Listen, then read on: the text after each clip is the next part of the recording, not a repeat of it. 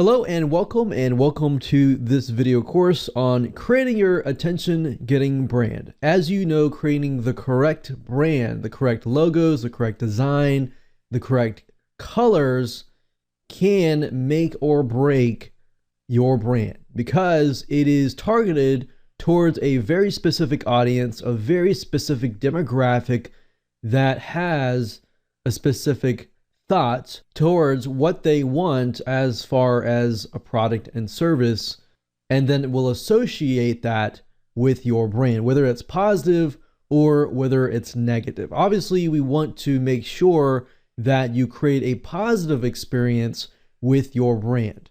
So what I want to do now is just to give you a quick overview of what is exactly in this video course so you know exactly what to expect. So obviously this is video number 1. Video number 2 is going to be personal branding versus company branding.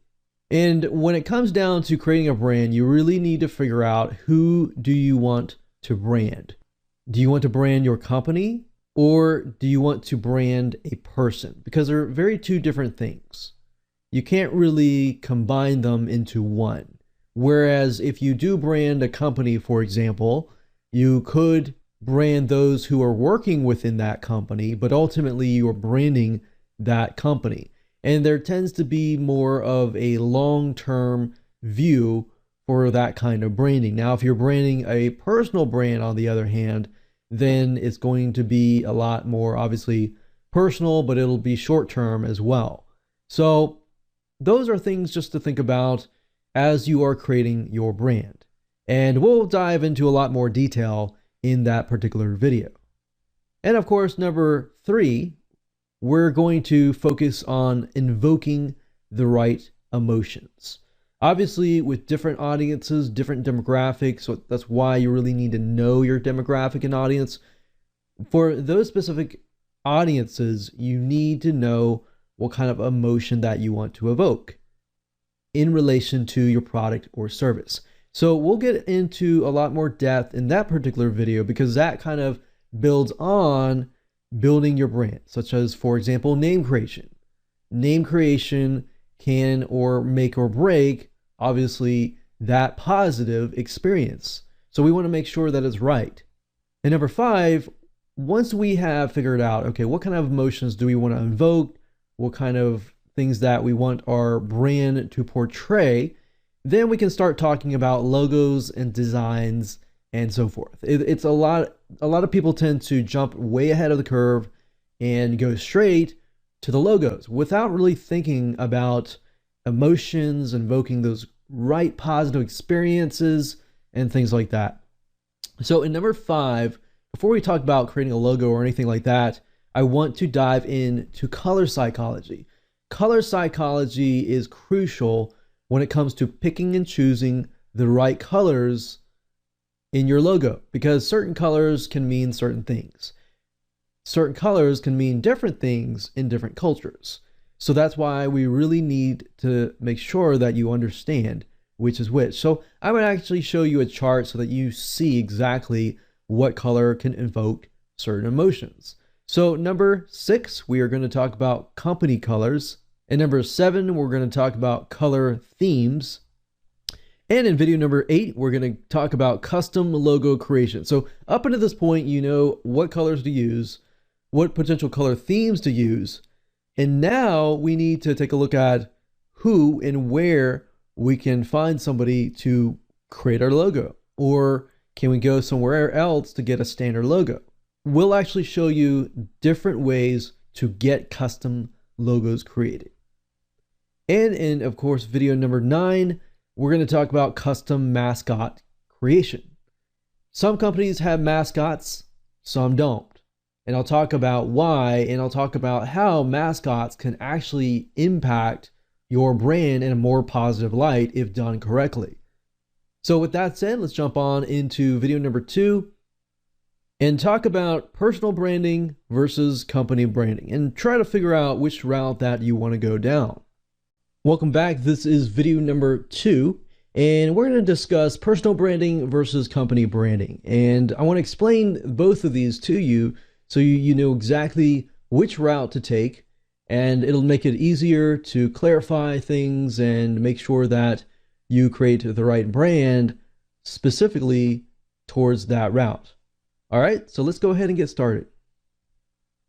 So what I want to do now is let's just take a quick look and a closer look at these two. And we'll talk about the pros and cons so that it gives you a better way to decide for yourself which route you should take.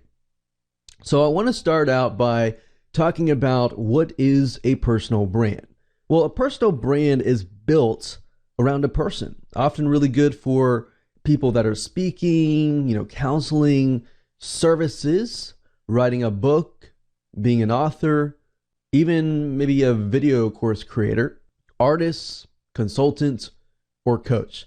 Now, if you think about this, it's a lot of one-on-one type situations where you are one-on-one with your client, or you might be speaking at conferences day in and day out. And if you really think about it, you think about many famous motivational speakers that speak in front of crowds and stadiums. A lot of times they are branding themselves, and branding themselves just makes more sense than branding a business brand.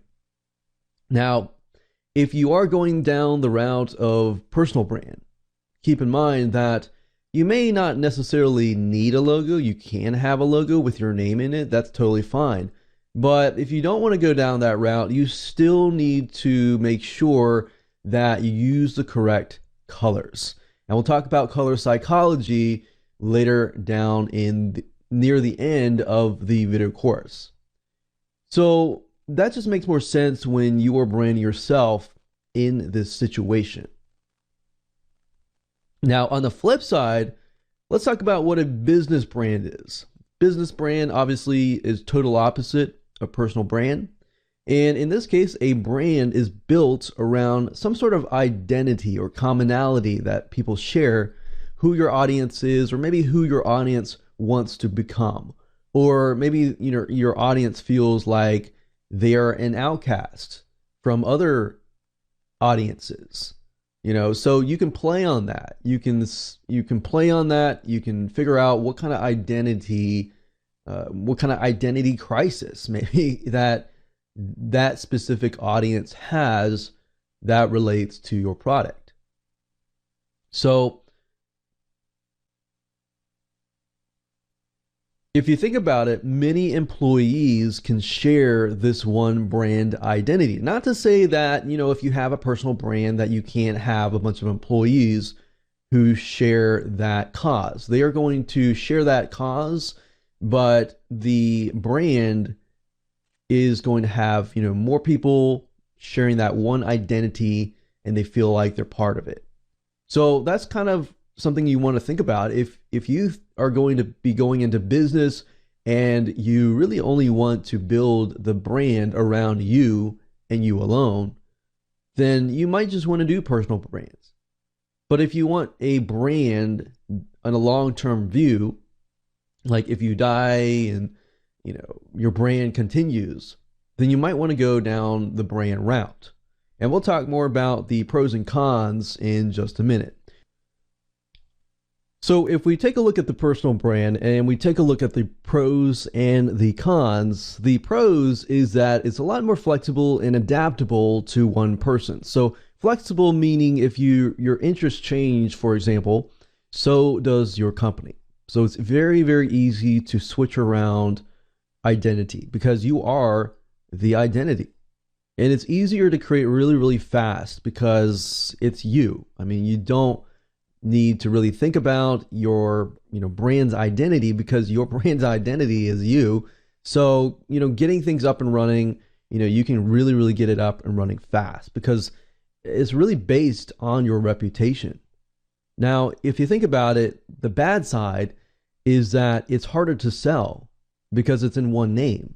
So if you do pass away and you do die, unless you pick somebody who is going to take your place, then that business may crash and burn. So just something to keep in mind for long-term view. So it's kind of like short-term versus long-term view. That's not to say that if you pass away that people are not going to buy. They might buy, but they're going to probably rebrand your name and just keep your customers.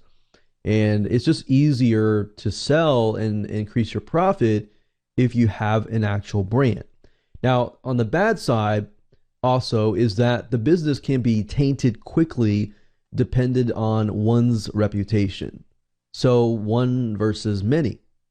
So if you happen to do something or doing something shocking, then your brand as a person goes down the drain. If you think about a lot of like politicians and a lot of scandals or even famous celebrities, they build this brand and this brand is huge. But then when they say something like really, they say something racist or they say something prejudiced, or they just say something that's just shocking to society, then their whole personal brand goes down the drain. I mean, we've seen this in cases where people have said certain things and their whole line of cookware just goes down the drain. And you see that with other cases as well. So that's the only downside with a personal brand. Now, on the flip side, we have the business brand. And let's take a look at the pros and the cons.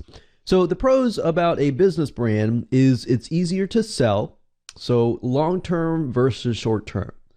And it's not based on your personal reputation or the reputation of anyone. So a brand, employees can come in, come out, CEOs can come in and come out, and the brand still stays the same. So it's a lot easier to sell when you have a brand built. Because if you think about it, when it comes to selling a personal brand, like I said earlier, it's a lot harder to sell. With a business brand, it's a lot easier to sell because of the long-term view versus short-term view. Now, another pro is that change is easier. It's kind of the many versus one mentality. So that brand can have different products and services, or it could be a hub to many different companies below it or sister companies. You can also have a common identity, so people relate to your brand. Like I talked about earlier, if you have a personal brand, yes, they might feel like they agree with your cause, but as far as the common identity goes, the business brand would be the way to go. Now, the bad side or the cons is that it is harder to create. I mean, it takes longer. Sometimes it takes months, or I've seen some brands take 6 months or even a year to create, because that's how much research and all that is given into trying to figure out the common identity, trying to figure out the colors that reveal and create some sort of commonality with that identity. Now, another con is that it's not as easy to change interests once established. So once you have created that identity, it's hard to create the identity or change that identity to something else, because the logo and everything else has been made for that particular identity. Another cons is it's not as flexible as the personal brand. Now that you have decided which route to go towards, whether it's personal branding or company branding, now it's time to really try to hone in on trying to invoke certain emotions and try to appeal to your audience so that you create a positive experience. And that's really what this is all about. So with that said, let's jump right in. So what I want to do now is to walk you through a 5-step process to help you go through a specific exercise that will help you extract keywords and images so you have a visual idea of the emotions that you want your brand to invoke. Because obviously you want to make sure that after somebody experiences your product or service, and then they take a look at your brand later on, then they have a positive experience, right? So first things first, you want to figure out the goal of your brand and how you want people to feel. And I'm going to walk you through this exercise that will help you get a better picture of what that looks like. So first things first, what we want to do is we want to figure out what's the story. What's the story of your product or service and ultimately your brand? So what I want you to do in this specific exercise is to extract the essence of your product or service in 2 to 3 sentences. So write that down. If you want to pause this video, you can, but just pause the video and just jot down on a piece of paper or type it up 2 to 3 sentences that express what your product or service is all about and what is the uniqueness of it. How is it different than your competition, or what is the unique selling proposition of your product or service? So essentially what you're trying to do is you're trying to get some major ideas or the core message that you want to express to people after they have purchased your product or service. How do you want them to feel? Essentially, before they buy your service, and then of course when they use it, experience it, they have a positive experience, and then of course when they see your brand in the future, they have that trust, right? Second of all, after that, what you need to do is you need to figure out, obviously, who's your audience. Who's your audience? Who's your demographics? So what I want to do now is walk you through a step-by-step process to figure that out. Now, what we're trying to do right now is we're trying to do some basic demographic research. And by demographic, I'm referring to the type of person that will be buying your product. And demographics can get all the way down to the detail of the race of the person, the age of the person, and the very, very specifics. You know, are they still in college? Do they have a college degree? Do they have a graduate degree? How much money are they making? What kind of houses are they living in? What's their lifestyle? Because if you know this type of stuff, then you know if they're going to see your brand as cheap or too expensive, or what's going to go actually in their minds. So this is going to actually help you out and set the platform up so that when you do set up a logo and do set up a design, it's just going to make sense. And this is something that a lot of people tend to not really think about. They just jump into branding. They think, okay, I need to do a logo. So they go on a logo site and just go and buy a logo. You know, I've been there. We've all been there. But it's time to do a little bit different by doing some demographic research. So there are 2 specific sites that I recommend. Number 1, it is Alexa.com. Alexa.com is a site that is owned by Amazon. And specifically, what it does is when you enter a website or a URL into their search engine, it'll basically tell you the traffic stats, and it is paid version. So the paid version does cost about $45 per month. But to be honest, what you need to do is just grab the first month, do your research, and of course you can exit anytime you wish. Now, Alexa.com is nice because it gives you the exact data that you need. It's going to tell you, and what you do is, generally speaking, you can enter your competitor's URL into their search engine, and it's going to tell you exactly what type of person your demographic or audience is. And the reason why you want to figure this out is because when it comes to, you know, driving traffic and doing ads, then you can target those types of people. Because if you try to target everybody, guess what? Everybody is not going to buy your product. It really comes down to very specific. So what I'm going to do in just a minute, I'll show you the site and I'll give you an idea of what it looks like and how to use it. So obviously Alexa.com is a paid subscription, but to be honest, in my testing and everything like that, I found that there is a site called Quantcast.com and it is free, but it doesn't really give you the data that you need. And oftentimes it can take half a day to do research, and really time is money. Another little tool that I use is Facebook Insights. Facebook Insights is free. It's provided by Facebook, and this shows you the different side of your demographic audience. It gives you a side of them to show you their lifestyle. And if you think about it, Facebook is collecting all this data from people, and basically collecting it, and you're able to see, their lifestyle. Are they married? Are they not? Are they single? Or do they have houses? And other things like that. Their lifestyle, their page likes, their likes, what kind of jobs they have, and things like that. So very, very powerful stuff, and I'll show you it in just a minute.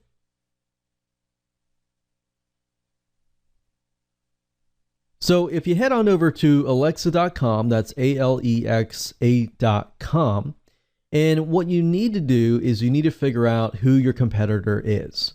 And if you can find a big competitor, that's even better. And the reason being is because you need to enter the URL or the website address into this box. Now, when you do that, say for example, I entered WordPress.com because that's a big enough site, and maybe I want to build something that is similar. Now, if you scroll down here, you're going to be able to see a guesstimate of their traffic. You're also going to be able to see more information such as the country, the estimated unique visitors, and so forth, but you're not going to be able to see this unless you upgrade. Now, you can actually see that the people that are visiting this site are mainly from the US, from Brazil, and India, and other parts, as we can see here, like Indonesia, and so forth. And you can see the exact amount of visitors that people are actually coming from. You can actually see more results if you upgrade. You can see how engaged are visitors to this site. And you can also see, in addition to that, what keywords are they typing in to reach the site, how much search engine traffic, how much upstream sites. And then, of course, what we really, really want to pay close attention is the demographics. So who visits the site? Well, in this case, we can see for WordPress.com that it is mainly female. And then education-wise, it looks like many of them have no college or some college. Now, that doesn't necessarily tell us what kind of person it is until we take a look at the Facebook Insights. Now, I will say this. I know this for a fact. Like WordPress.com tends to be a lot of business people, but tends to be like women. And WordPress.org, that's more of like a do-it-yourself type thing. I've done research and I found that it is mainly men, older men, which is interesting. So it really depends on the angle of your product. Just because it's WordPress doesn't mean anything. The fact is you need to figure out who your competitors are and exactly what site they're visiting, and then research that. Because otherwise, if you just type in WordPress, one could be women, one could be men. You see what I'm saying? That's why if you created a logo for men for WordPress, something similar to WordPress.com, then guess what? It's not going to appeal to that demographic. But if you create a logo that appeals to women, and the demographic mainly are women, even though you might be trying to reach everybody, then guess what? You're more likely to reach that specific demographic. Now, as you can see, browsing location, they're mainly, it looks like, in school or home. Now, just because they're at home doesn't mean that, they're homemakers. It could also mean that they are business people.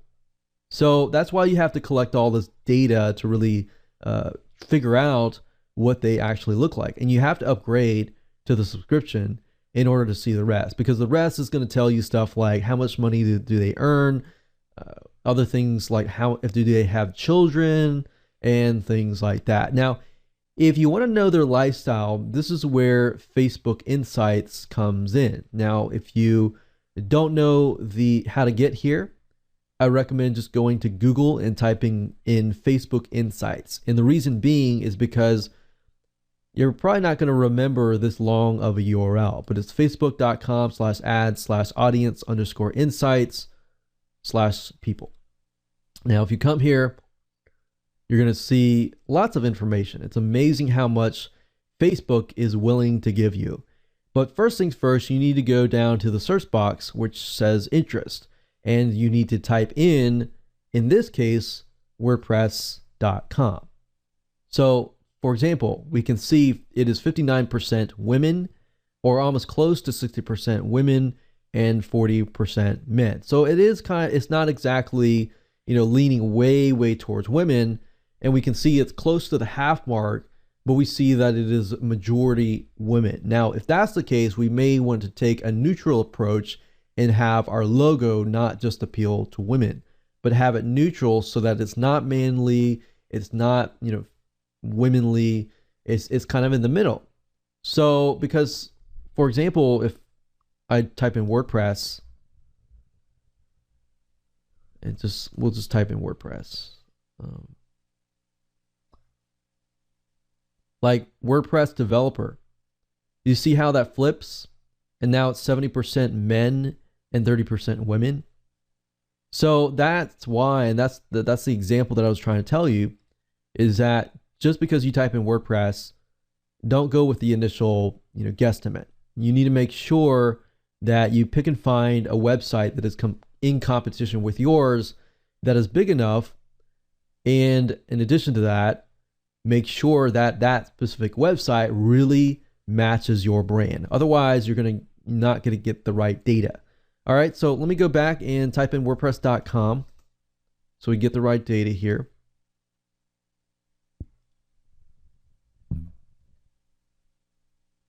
Like so. And as you go through here, you're going to see lifestyle. So you can see the demographic and interest data based on purchase behavior. This is powerful stuff. I mean, this tells you what their lifestyle is all about. Things that they like, soccer and SUVs and grandkids. So that gives me a better picture of what kind of person that might be. Relationship status. Most of these are married, but some of them are single. Education level. We can see most of them have a college degree. And the job title, this gives us a better view of what their life looks like. Arts, entertainment, sports, media, computer mathematics, so very analytical. Production, IT, technical. So we can go back up here and we can type page likes. So we can see exactly what they are liking. They're liking WordPress.com. They're liking a digital marketer, the specific celebrities in that niche that they are liking, the specific news and media that they're following, the specific softwares that they're using. So we can see a lot of entrepreneurial business women here. Location, we can take a look at location. We can take a look at activity, pages liked, devices that they're using. And I will say, like, if people own stuff like iPads or iPods or iPhones, or even different things like that, then you can get an idea, are they techie, are they not? Household income. So most of them earn about 50 to 75,000.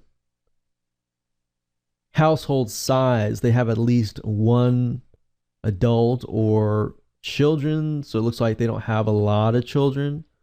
That probably means that they are, maybe business type people. Not saying that business people don't have children, just saying that it looks like they mainly have one or two or three max. So a small family, a home market value.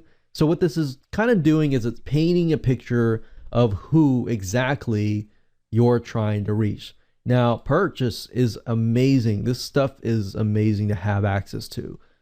Retail spending, online purchases. If your product is online, are these people going to really purchase your product or not? Like purchase behavior, mainly business purchases, subscription services, food and drink, and so forth and so on. So now that you have gone through the demographic research, you know now exactly what type of person you want to reach. Now, the question is, okay, where are we going with this? How are we invoking emotion? Well, now that you know exactly who you're targeting, you can write up an idea of what their day-to-day looks like, what kind of emotions are they going throughout the day. And you may not get, an exact, but for the most part, you can pretty much tell from the demographic data how are they going about their day and things like that. So from that, what we need to do is we need to do what we call the keyword challenge. And I want you to jot down 15 words that associate with your product, and keeping in mind that demographic audience. Because now that you have that information, you can begin to jot down keywords that relate to your product, but keywords that would actually excite your demographic audience, right? And then once you have those 15 or so words, you can do 10, that's fine, but you want to do at least 10 to 15 words. And once you have those words, what I want you to do is find pictures that relate to those keywords. And the reason being is because when you create your logos or your mascots, a picture is worth 1,000 words, and it paints 1,000 words. And having that in hand shows you exactly what your logo should look like. It may not be the exact, but it gives you a better idea visually what it all looks like. So there are several sites that I like to go to, and these are what we call royalty stock photo sites, which basically allow you to go here, download them, and use them for commercial use. Now, in this case, we're not really using it for that purpose. What we're trying to use for this purpose is to type those keywords into sites like Pixabay or even Big Stock Photo and seeing what kind of images actually show up. Now, the reason why I like to use this method versus just going to Google and looking for images is because these are paid sites. Big Stock Photo is a paid image site, which means that people pay money to see and use these images in their business. Pixabay, they give it to you for free, but in addition to that, you can use it for your business as well. And the reason why these are so powerful is because, for example, if you go to Big Stock Photo and you type in emotions such as excitement, then the nice thing about this is you can actually see how many times people downloaded these images. So you can say, okay, most popular, and we can see from top to bottom which ones are the most popular. And in doing so, we can take a look at the colors. So colors, yellow tends to often express excitement. And we see, you're looking through here, you actually see a lot of yellow, actually. Yellow, yellow, yellow. So without you realizing it, and we're going to talk more about this in color psychology, but without you realizing this, there's actually a lot of yellow.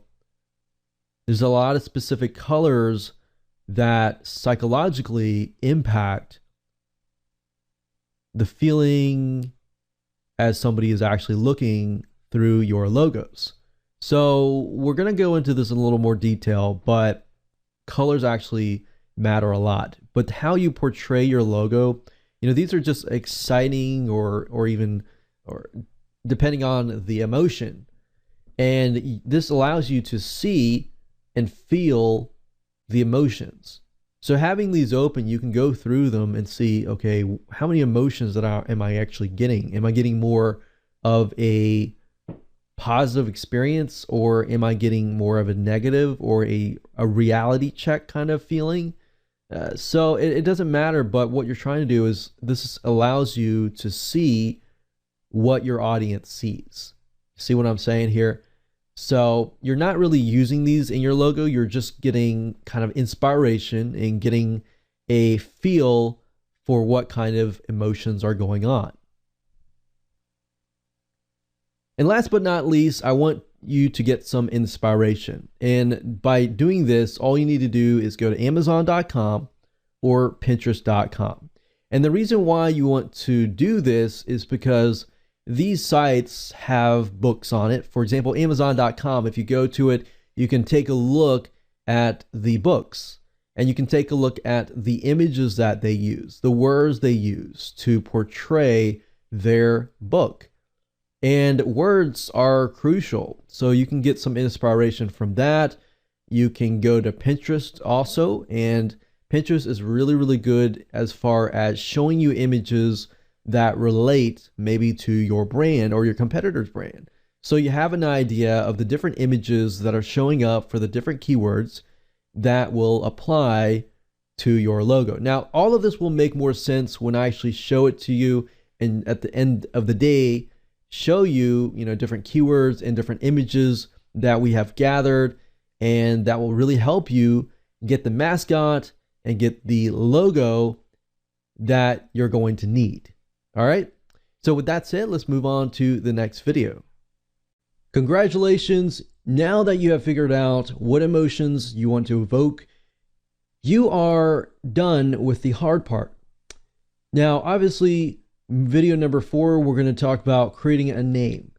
This is where a lot of people get stumped and don't really know what name they want to create. And a lot of companies end up spending months or even half a year trying to create a name. So what I want to do in this particular video is to give you some tips and advice on what direction that you can go, different strategies that you can use to create names that will appeal specifically to your audience.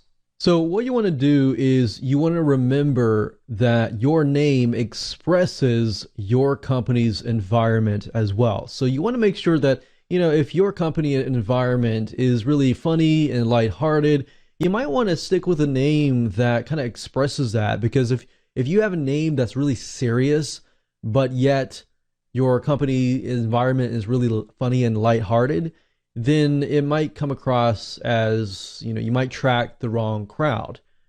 Or versus on the flip side, if your name is funny and lighthearted, but your audience is mainly serious, then you'll attract a different crowd as well. So the name can have a big effect on the type of people that you attract. So with that said, let's take a look at different ways of creating names. One way is to look at the keywords that you just brainstormed in the previous videos earlier, and look at the keywords, look at the emotions that you brainstormed as well. And you ask yourself, what is the common theme among the keywords that you have brainstormed?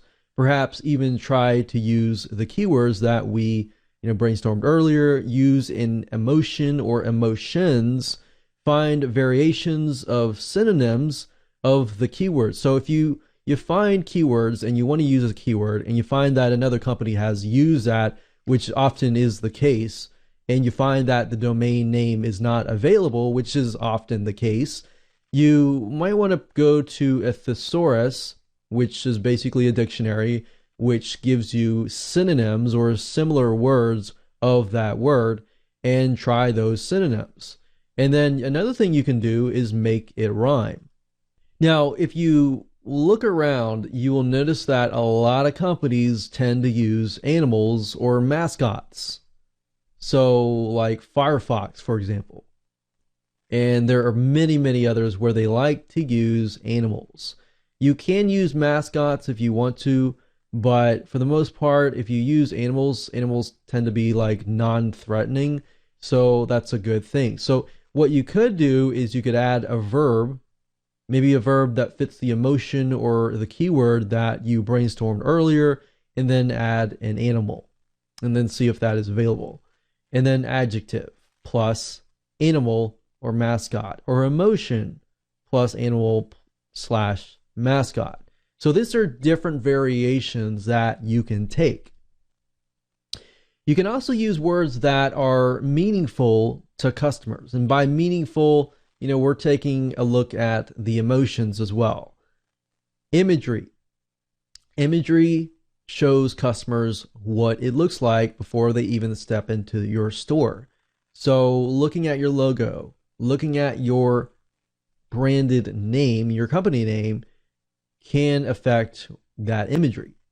And then emotional, what moves people. Use that from the prior homework experience in the previous videos as far as creating emotional keywords and what you want them to feel like before they actually use your product or service. And then, of course, creative words. You can write the sound of a word. You'll notice that a lot of companies tend to write the sound of a word. So even, for example, the word easy, sometimes you'll see E and Z. They won't actually spell the E-A-S-Y, rather they'll spell it out as E and Z. So stuff like that, you can write the sound of the word. Another thing you can do is you can mix two words together. And what I mean by that is, for example, the word creative words. Now, what I mean by that is I don't mean that you push them together as in it's creative words, but you actually subtract, like, for example, sometimes you'll see that they'll say create to words, and they'll cut off like this part here at the end of the first word, and then they'll cut off the beginning of the second word, and then they'll mesh them together. Sometimes that works, sometimes it doesn't. That's the reason why you need to get creative with it. Then, of course, you can also use puns, and you can also use metaphors, as long as you keep in mind and that the audience and demographic, does it appeal to that audience and demographic. So that's why, obviously creating a personal brand is a lot easier because you're just using your name. But creating a actual company brand is going to take a little longer. I mean, sometimes it can take weeks on a minimum. I've seen even, 3, even 6 months, and I've even seen a year.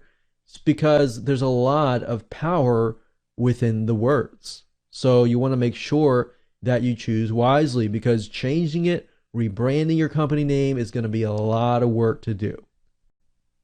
Now that you have a good idea about what name that you might want or how to go about getting that name, I want to talk about color psychology in video number 5.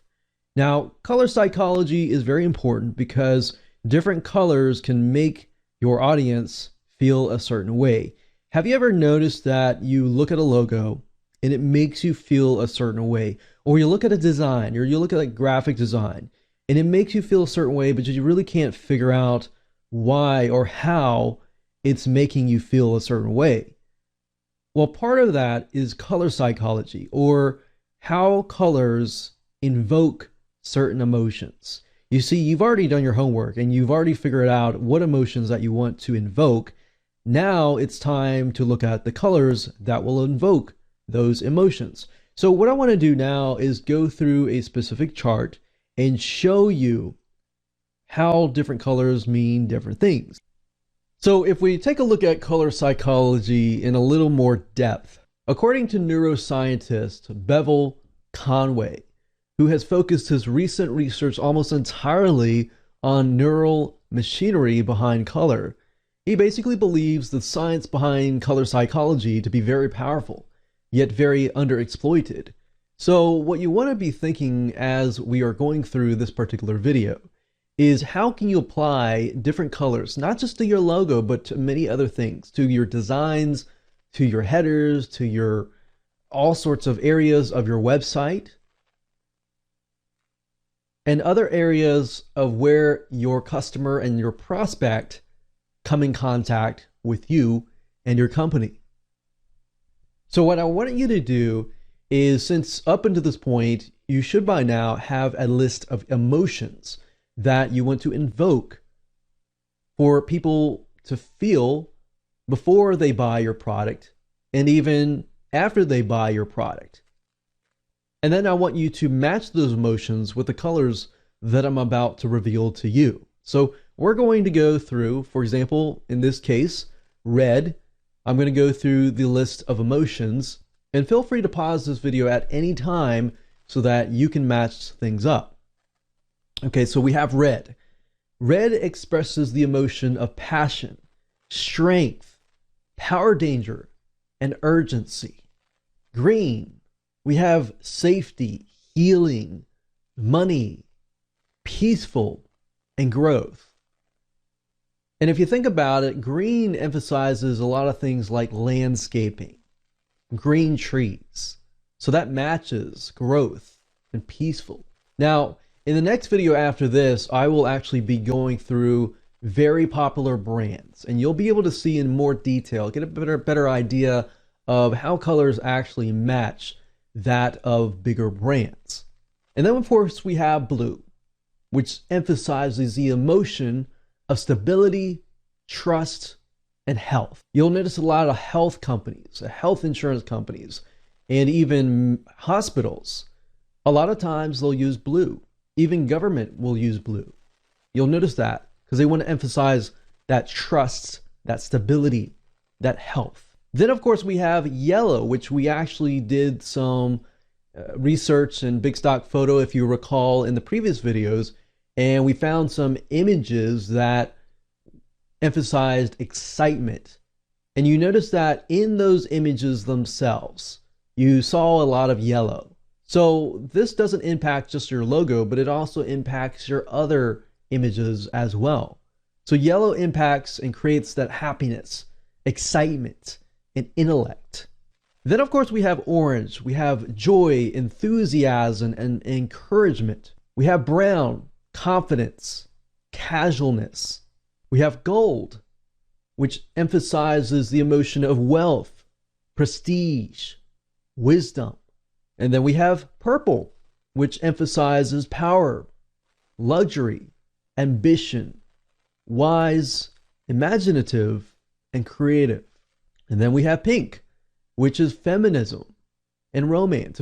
Black, power, elegance, mystery, and death. And then of course we have white, which is purity, perfection, and safety. And then of course, last but not least, we have gray, which is tradition, dullness, and calm. So welcome to video number 6, and we are going to talk about company colors. Now that we have talked about color psychology in the previous video, I want to give you some real life examples, and we're going to dissect some real life companies, and we're going to take a look at their logos, and we're going to take a look at what each of those logo colors invoke as far as emotions go, and as far as how the company wants to portray themselves. So that way you get an idea of how you can apply it to your own company branding or personal branding. So with that said, let's go ahead and get started. So let's go ahead and take a look at some company logos that are from big brands. And big brands are a good example to follow because if you'll notice, a lot of them tend to stick with one color. And then of course, if they add another color, it will generally speaking be a variation of that color or a lighter or darker version of that color because they really want to emphasize that one group of emotions.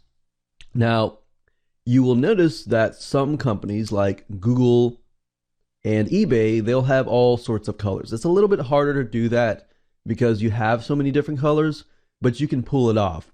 Another thing to think about is if your company is a global company. If it's a global company, you're going to have to think of the different cultures, which makes it a little bit more difficult, but that's just something to think about.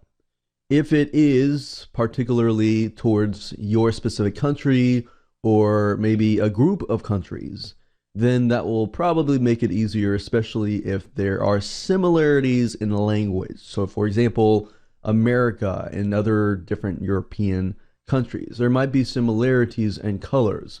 But if you go out, say for example, like China, the red means happy. Whereas over here, red can mean different things, like opposite things.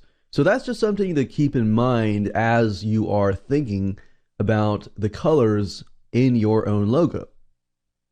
So if we take a quick look at some of the big brands here, we have IMDb, and IMDb is a movie database. And the orange, as you can see here, they're mainly doing a little bit yellowish orange. They have lights and they have darks. And of course they have the black words. Now, what does that mean? Now, a lot of us, when we look at this and we don't know about color psychology, we think, oh, okay, it's a bunch of colors. No, not necessarily. If you see this, orange tends to mean optimism clarity, and warmth. So they want you to feel that way as you go through their movie database. Take another example. This icon here expresses friendly, cheerful, and confident. So a little bit of orange, orangey red kind of thing. And then of course, red, like actual red, means excitement, youthful, and bold. And we can see Coca-Cola utilizing this particular red. Now, as you can see, they don't have many colors. It's just red and white.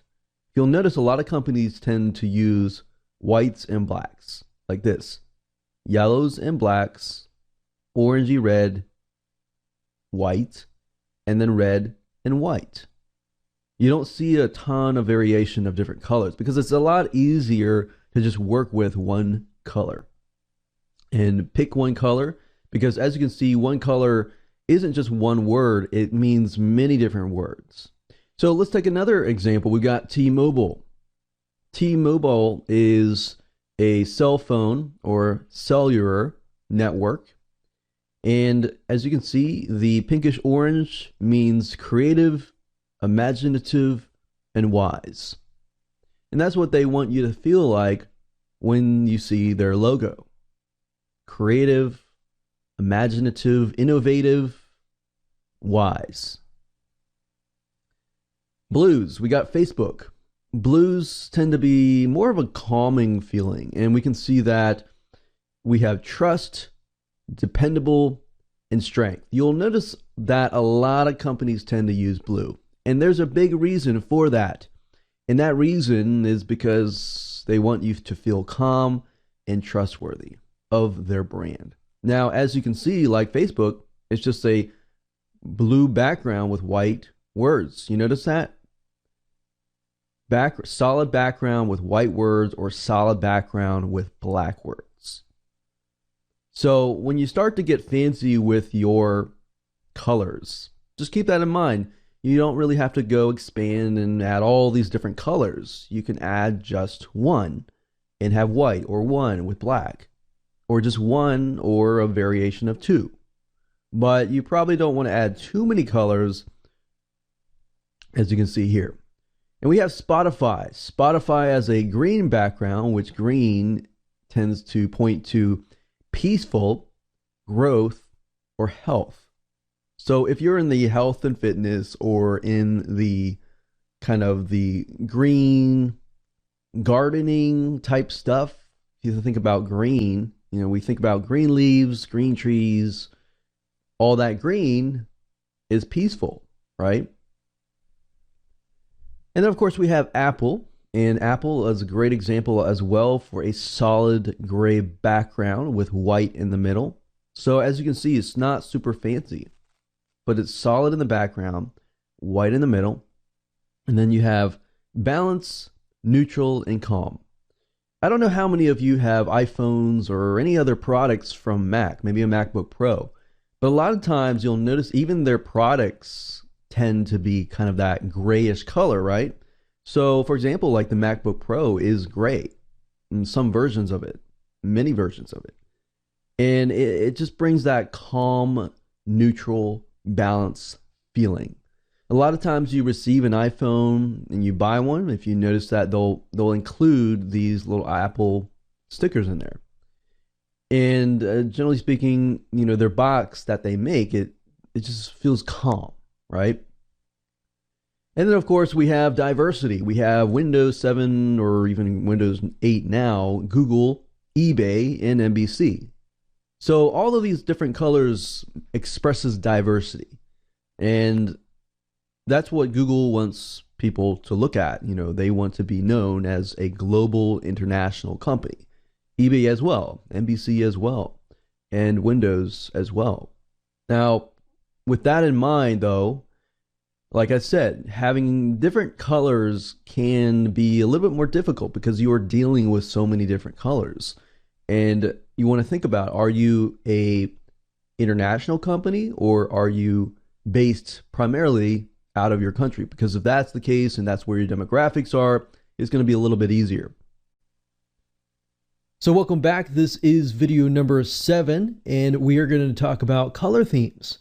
Now, the reason behind this is because in the previous 2 videos, we talked about color psychology, and maybe you've already chosen specific colors. And those are really good from the psychology perspective and invoking certain emotions to create that positive experience. However, now that we have gotten over that hump, it's time to look at it from a design perspective. And that's really where color themes come from. And sometimes you're going to be able to find color themes or groups of colors that have been put together that a lot of people tend to use. So we're going to look into this a little more in depth so you have a better idea from a design perspective if the colors that you have chosen are going to work well together. Now, what I want you to understand is that we could go to graphicriver.net and take a look at all the different logo colors all day and every day. Now, that's not what we want.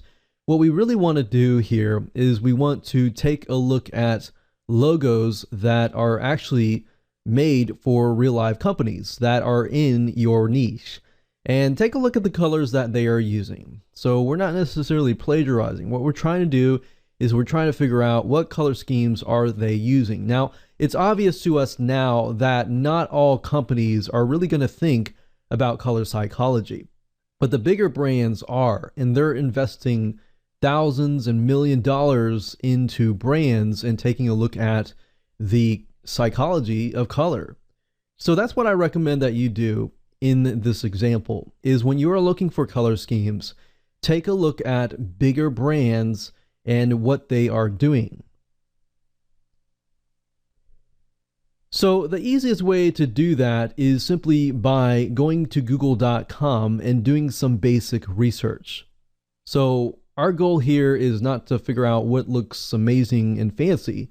Our goal is to figure out what the bigger brands are doing, so that way you don't have to reinvent the wheel. So what I recommend that you do is, in quotations, you want to put the niche or the keyword that you wrote up in the previous exercises. So I would do keyword, quotation, plus logo. And then that would give us an idea of the logos. Now, obviously, keyword is not our niche. So let's say, for example, that I want to build a specific business brand that is focused towards golf. So in quotations, I'm going to put that keyword golf plus the word logo. Now, as we are going through here, this is giving us a better idea of the pattern. And what you're trying to do is you're looking for a pattern. Try to find consistent colors that are being used over and over and over again. So if we click on images here, we're going to be able to see a better view of the colors. Now, obviously, some of these logos are for smaller companies, but some of them, as I can see here, are actually for bigger companies, golf courses, and so forth. Now, what is the color that you are consistently seeing right now as I'm going through here? So we're noticing a lot of blacks, a lot of whites, and a lot of greens. And not just any green, we're noticing a light green. And ask yourself as well, out of these, which ones are actually standing out to you? And I would ask several people who are in your niche to say the same thing. And we can see that the logos that have a light green are the ones that are actually showing up. So this gives us an idea that we definitely want to use green, because green emphasizes peace, growth, and a bunch of other things that relate to, landscapes and things like that. Now, what are the colors that show up that obviously are not that appealing? So, for example, this one here definitely stands out among this right here. This right here, it's okay. It's not that bad, but it definitely, compared to this one over here, this one actually stands out a lot more. So we notice there's a lot of greens and there's a lot of gold. And as you know, gold invokes the emotion of prestige and luxury. Remember, so you've got prestige in here, and as you know, a lot of golf courses are geared towards that specific demographic. So you're getting an idea that, okay, it's green and gold. So we can jot that down. So we write that down and we'll say light green and gold. And what I would advise you to do is, especially if you're trying to get a custom logo created, when it comes to hiring artists, they do need some guidelines as to what you're trying to achieve. You don't want to, tell them, here's exactly what I want. You want to give them a little bit leeway and a little bit freedom to use their creativity. But at the same time, you don't want to just say, hey, I just want something that's green and gold, because they might choose something that's different. So you want to choose the exact same color that you want to be using in your own logo, if that makes sense.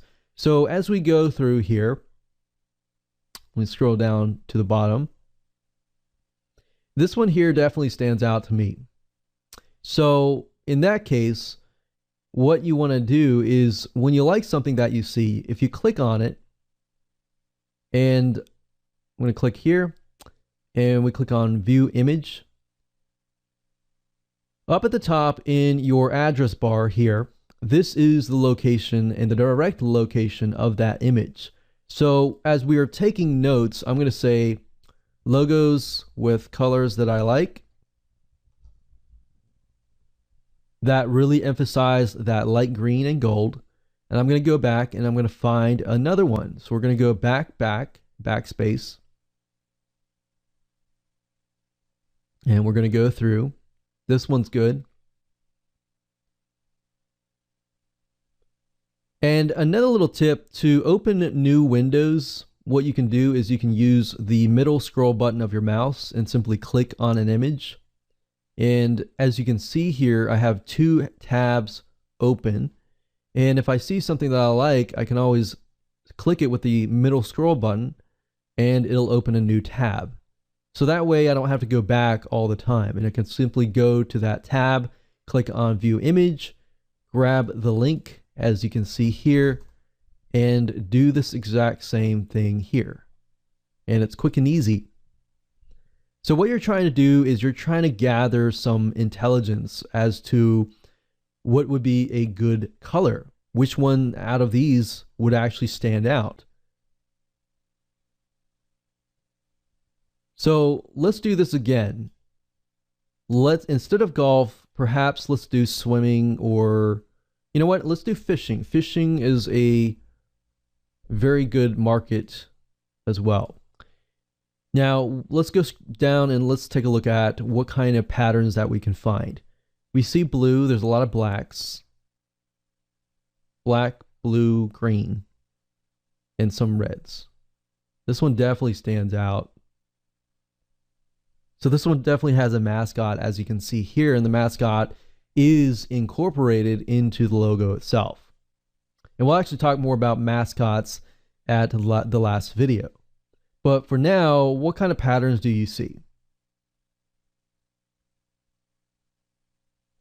So I see a lot of blues, dark and light blues, which invoke trust, and then greens, which is peaceful and earthy.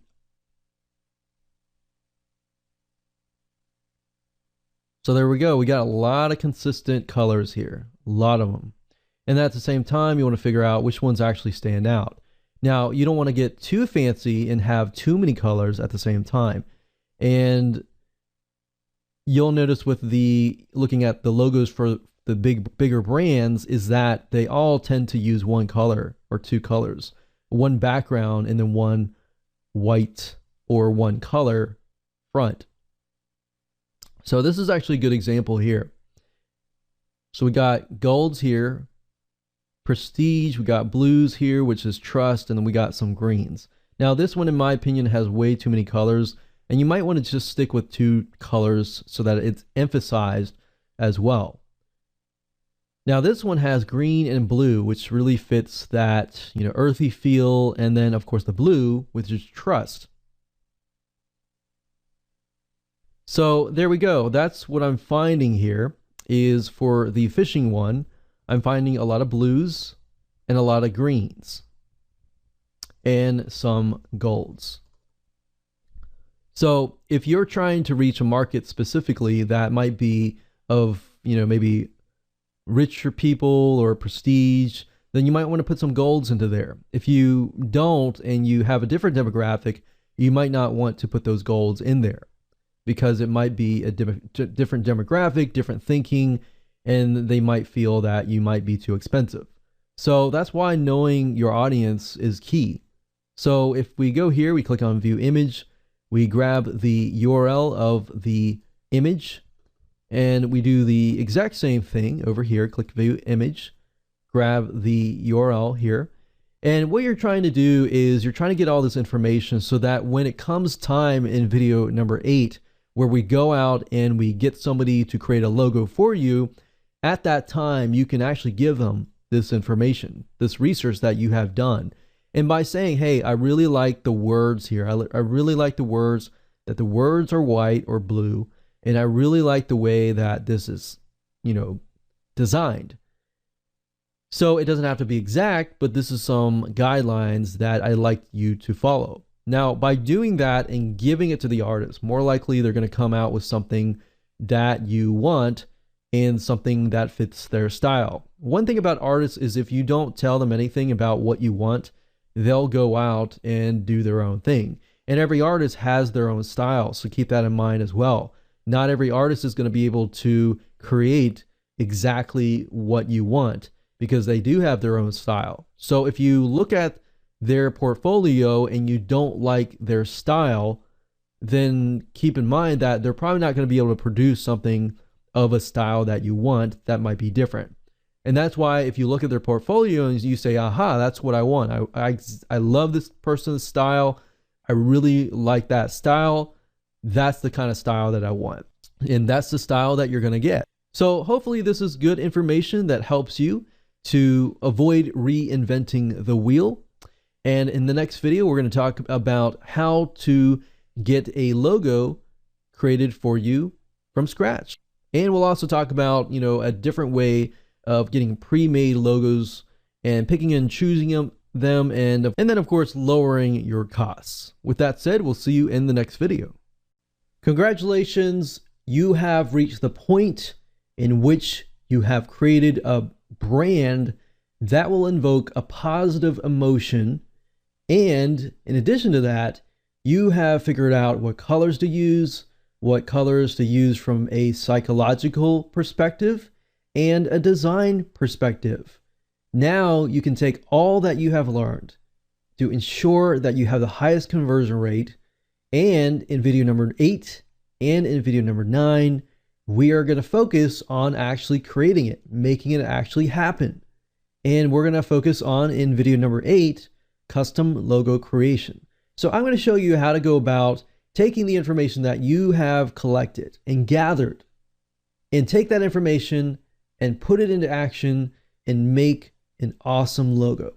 All right, let's get started. So there are 2 different ways that you can go about doing this. First of all, you can find a pre-made logo and then get somebody to customize it to your liking, or you can also customize it yourself. And that's the fastest way to get a logo up and running. Now, you can also get somebody to custom design your logo for you from scratch. Now, that does take some time. It can take anywhere from a couple days to a couple weeks, depending on how fast you communicate with your designer. So that's what I want to do, is show you 2 different routes that you can take. Depending on which one you want to do, you can go whichever route that you choose. So first things first, there is a specific site called graphicriver.net. That's graphicriver.net, as you can see up here. When you go to the site and you go to logos and you click on logos, most of these logos are about run about $29 each. Now, if you go through them, you'll see that they range from different types of quality, different types of styles of logos. So what I would normally do is I would click the logos here and I would type a specific keyword related to your company. So let's say, for example, we'll type in security. And we can actually see the different logos. And oftentimes what they'll do is they'll give you examples of what the logos look like that are added onto headers and letterheads and things like that, and different variations of the logo itself. So if you didn't like the logo color, for example, but you liked the logo, you could always change the logo color as well. So just keep that in mind. Now, in order to edit these files, you will need to have Adobe Illustrator. And what you can do is you have two choices in this matter. You can either find somebody to edit these logos for you, or you can do it yourself. If you want to do it yourself, this is how you go about doing it. You will need to have a software program called Adobe Illustrator, which will allow you to edit the logo. Now, if you go to adobe.com/products/illustrator, or you do a Google search for that particular software, you will see this page. And up at the top, it'll say download, and you can just go ahead and download this to your computer. And then, of course, there is a 30-day trial version, so you can use that for yourself. And then, of course, if you want to renew that 30-day trial, then, of course, you can pay Adobe, which nowadays they have something called Creative Cloud Experience, which means you don't have to dish out $500 to $1,000 up front. You can easily just pay for the app every single month. And as you can see here, to use the app or license the app, it is about $20 per month for Illustrator. And if you're wondering, well, okay, so let's say I do decide to download and buy one of these pre-made logos, and I don't want to do it myself. If that is the case, then you'll need to go to Fiverr.com, that's Fiverr.com, and you'll need to type in Adobe Illustrator, and then find somebody who knows how to use this tool, and simply go through here. What I do is go through, look for high rating, and then I look for somebody who can do it within 3 days or 24 hours, because that's just the fast route.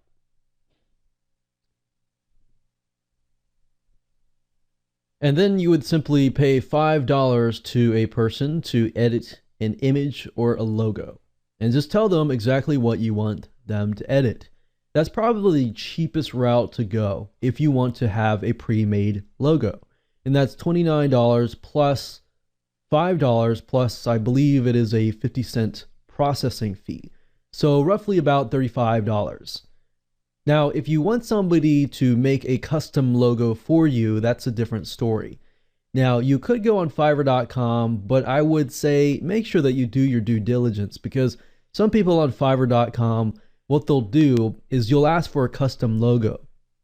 And what will happen is they will actually find clip art that they don't really own, and they'll use that in your logo. Now, the problem with that is that because it is somebody else's image, you might get in trouble for maybe violating a license. So you want to make sure that you get somebody to develop it from scratch if you go down that route. Now, Fiverr.com, there are a lot of people who can design things from scratch. And let me show you a different way of looking and doing your due diligence to knowing if that person really designed that logo or not. So if we type in custom logo at the very top in the search box, you can look through here, and typically you'll see the ones that have really high ratings. Now, some of these are using clip art, and some of these are not. The way you know sometimes, and you really won't know unless you ask, you have to ask them. A lot of times, if you take a look at the graphics themselves, you will be able to see a similarity in style. You see, graphic designers, true graphic artists, will have a style. So if you take a look here, we can see that this person's style is very, very similar. And then on some cases, you will notice that the person's drawing style is very different. Like the logo, one logo might look different, one logo might look totally different. If that's the case, most likely they are using clip art. Not always guaranteed, but that's a good way to check.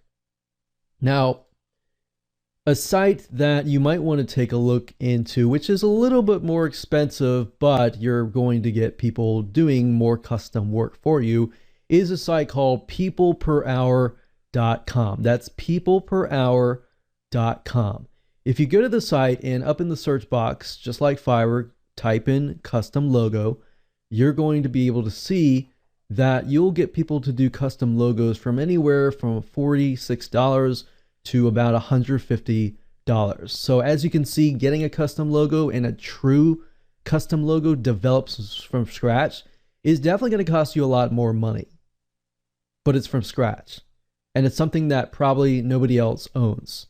So if you get it from scratch, that's the bonus, is that it's not going to be a template that everybody has access to. It's going to be unique, and it's going to be something that only you have, assuming that they have developed it from scratch.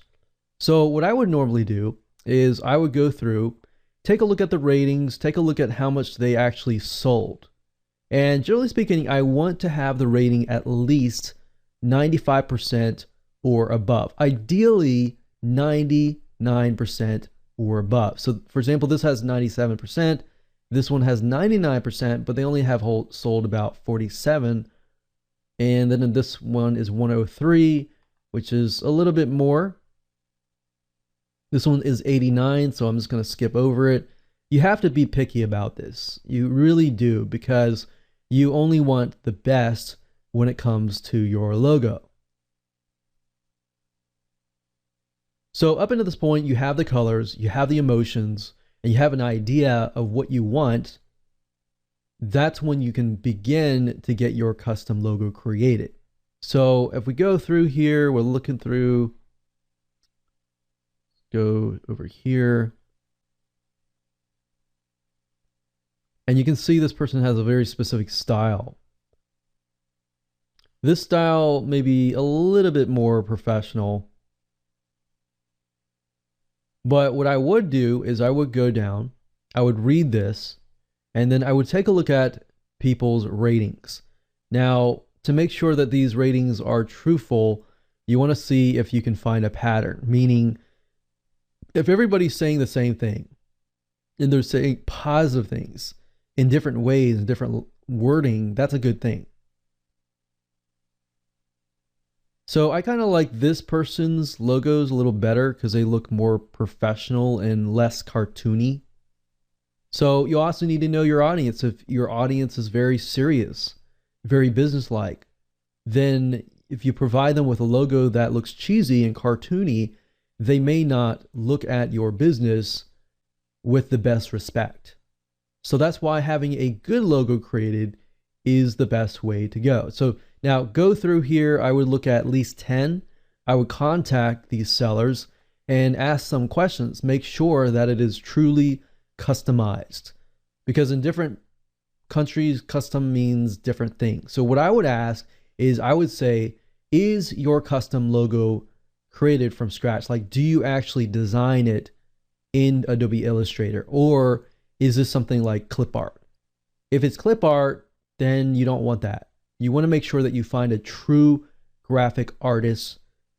That way, you know, in the future, if you want to develop different brands, you can, or edit that brand as well. So that's the great way to go about getting your customized logo created. So you've reached the end of this video course, and this is going to be video number 9, and I'm going to talk about custom mascot creation. Mascots can oftentimes help your brand because you can do a lot with mascots. You can appeal to certain senses by providing a mascot. And we'll dive into that right now. So getting the right mascot created is very, very important because the mascot essentially is your brand identity, who you identify with. Now, this works really well for business brands. Personal brands, on the other hand, they don't work really well unless the mascot looks like you. Now, you have to be very careful about choosing your mascot and the design of your mascot because you don't really want people to look at your brand as something that is cartoony or too cheesy or too unprofessional. So let's go to peopleperhour.com, for example. And if we type in mascot here, we can see different types of mascots. Now, right off the bat, you can actually tell the quality. Like these look really cartoony, and we don't really want that. What we want is something like this. These look cartoony, cartoony, cartoony. Now, I'm going to show you in just a minute one specific site that I would highly recommend, and in my opinion, has one of the best mascots ever. So as you can see here, this person here is designing a vector mascot for you. Now, what vector means is it just is a technical term for saying that you can increase the size of an image without it ever losing resolution. So let's say, for example, that you look at the billboards that you drive by while you're driving, and if you were to shrink that down, then the resolution would still be there and the image would still be okay, clarity wise. Now, if you took a little small image, like let's say, for example, a photo that you take with your camera and then you try to blow it up to that size of a billboard, it's going to lose resolution. So a vector makes it so that you can blow it up to the size of a billboard and never lose resolution. So that's really what that means. So you're going to see that word thrown around a lot.